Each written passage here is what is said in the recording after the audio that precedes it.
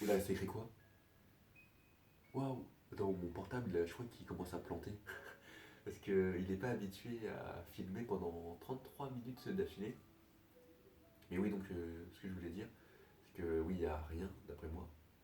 Et que finalement, les gens ils essaient de se persuader qu'il y a quelque chose après. Parce qu'ils ont peur tout simplement de plus exister, tu vois. Après, oui, ouh, cette vidéo elle est vraiment lourde, hein. On a parlé d'existence, on a parlé de le monde en destruction, hein. Franchement, la collapsologie et tout. Bref. Ouais, donc je pense qu'ils se persuadent peut-être de se dire que finalement, si t'as.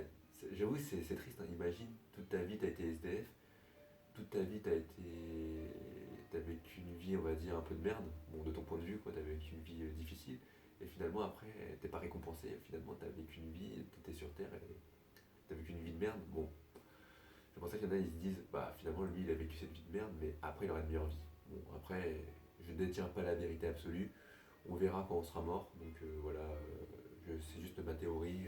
J'ai aucune preuve, personne n'a de preuve de toute façon par rapport à la mort. Voilà. Et qu'est-ce que j'ai donc d'autre à dire? Je réfléchis, je réfléchis.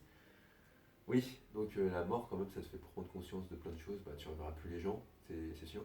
Et donc aussi, c'est que bah, quand. Oui, bah faut prendre soin des gens bah, qui sont encore vivants. Bon là je vais citer One Piece. Ah, on fait des citations One Piece quand même. Quand. Bon, ça va. D'ailleurs, j'ai pas vu Wano, hein, donc c'est pas moi qui va spoiler les derniers trucs, hein. Mais par exemple, tu vois, quand il y a l'arc de Marineford, quand justement il y a Jinbei qui va voir Luffy, bah en fait, quand Luffy pète un câble, quand Ace il est mort, après Jinbei il demande à Luffy en fait, bah, qu'est-ce qui lui reste en fait. Parce que finalement, Ace, bon, voilà, Ace c'est le frère de Luffy. Et il aimait vraiment son frère. Et en gros, après il réfléchit, Luffy. Et après il lui dit qu'il lui reste son équipage, quoi. Tu vois. Donc finalement, bon moi j'ai pas d'équipage, hein, je suis pas un pirate. Mais je sais que maintenant en fait il y a des gens. Bon c'est pas forcément ma famille. Bon j'avoue j'ai même pas parlé de ma famille. Oh, on est déjà à 36 minutes et j'ai pas parlé de ma famille. C'est un truc de fou. Mais bon je pense que je vais m'arrêter là. Parce que comme je l'ai dit je ferai un podcast un jour. Mais ouais je sais que maintenant, comme je l'ai dit, en fait il y a des gens en fait, qui m'apprécient comme je suis. Et évidemment, c'est ça qui est toujours intéressant. C'est qu'on a tous nos défauts et nos qualités.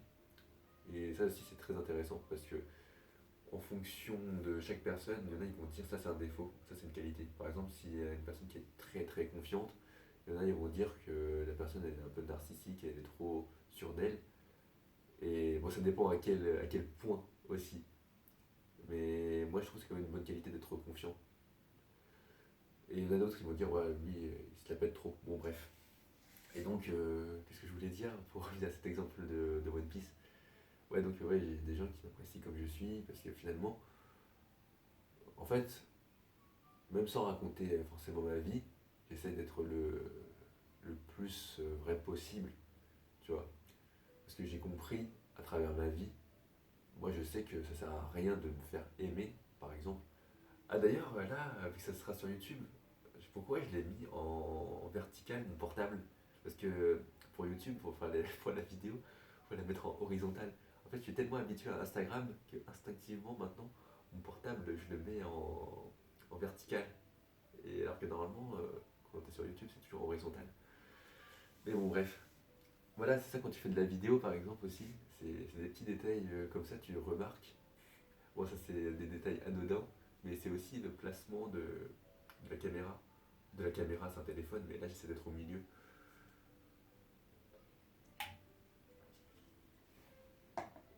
Je sais plus ce que je disais. Oh, je perds un peu. J'allais dire, je perds un peu la boule, mais je réfléchis. Alors,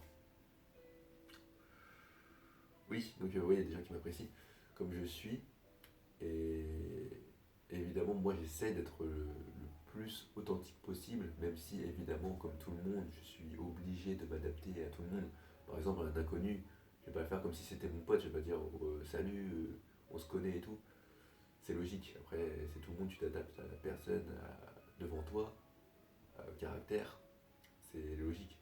Et pour de vrai, je pense, après en termes de maturité, ça veut tout et rien dire la maturité, parce qu'il y a plein de trucs à prendre en compte.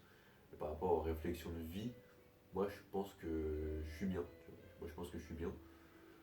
Et que justement les gens, en général, je trouve, quand ils ont entre 18 et 22 ans, bon on va dire quand ils ont ouais, entre 18 et 25, le niveau maturité, c'est pas ça. C'est pas ça.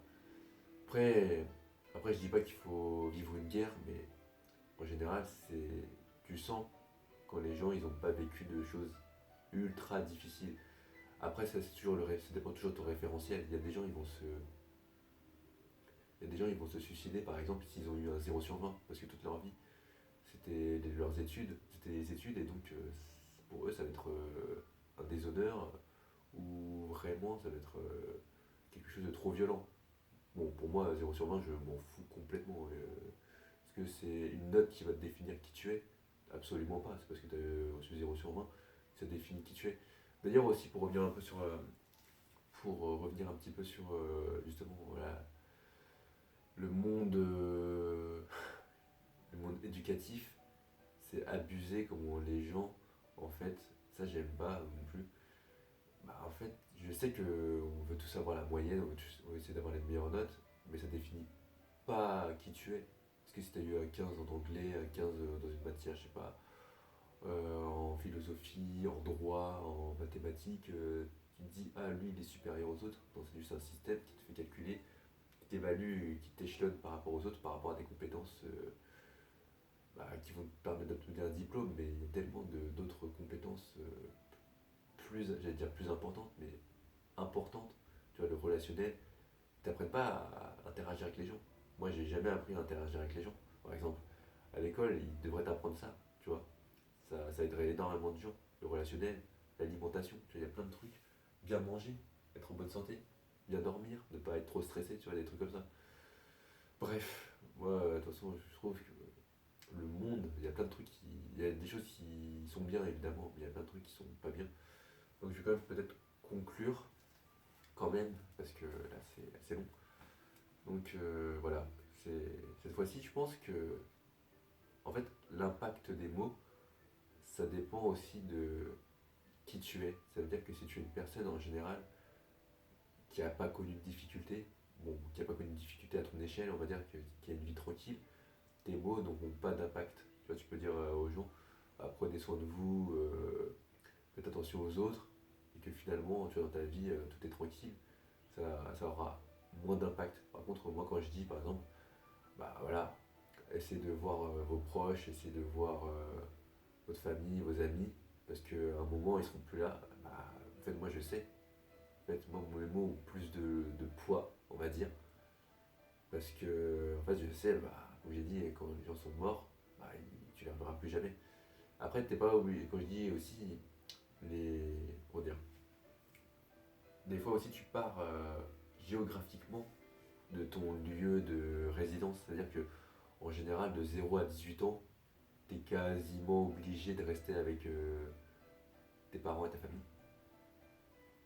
Et après, justement, bah, à partir de 18 ans, il y en a déjà qui commencent à prendre la décision d'avoir le logement étudiant, de partir à l'étranger et d'être plus indépendant. Il y en a qui continuent, bah, ça dépend en fonction de leurs études, de leur lieu de travail.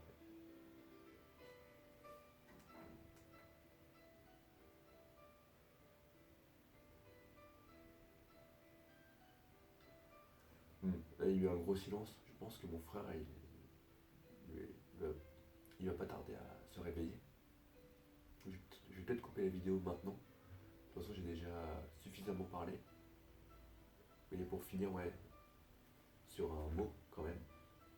Bah ouais, on a quand même la chance de vivre. Donc, essayez de voir les gens que vous aimez, que vous appréciez.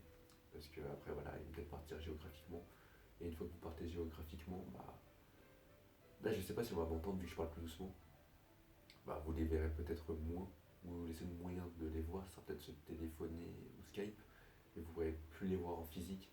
Donc, c'est important de construire des souvenirs avec les gens qui justement, bah voilà, vous appréciez. Je crois que je vais m'arrêter ici. Donc je vous dis salut.